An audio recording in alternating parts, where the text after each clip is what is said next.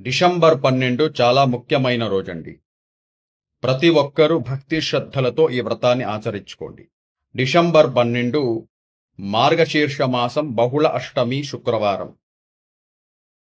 ప్రతి మార్గశీర్ష మాసం బహుళ అష్టమి రోజున అనగాష్టమి వ్రతాన్ని ఆచరిస్తాము.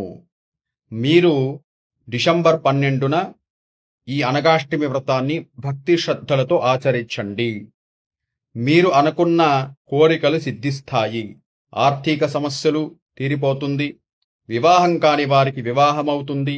సంతానం లేని వారికి సంతానమవుతుంది. అలాగే ఎవరైతే ఆరోగ్య సమస్యలతో బాధపడుతున్నారో వారికి ఆరోగ్యం బాగుంటుంది. ఈ అనగాష్టమి యొక్క వ్రతము PDF రూపంలో నేను డిస్క్రిప్షన్లో పెడతాను. దాని ప్రకారంగా మీరు భక్తి శ్రద్ధలతో ఆచరించండి. ఈ వ్రతానికి కావలసినది ముఖ్యమైనది భక్తి, మనస్సు నిర్మలంగా ఉండటం, సంకల్పం. ఈ మూడు కరెక్ట్గా ఉంటే వ్రత మహిమ ఫలం మనకి దక్కుతుంది.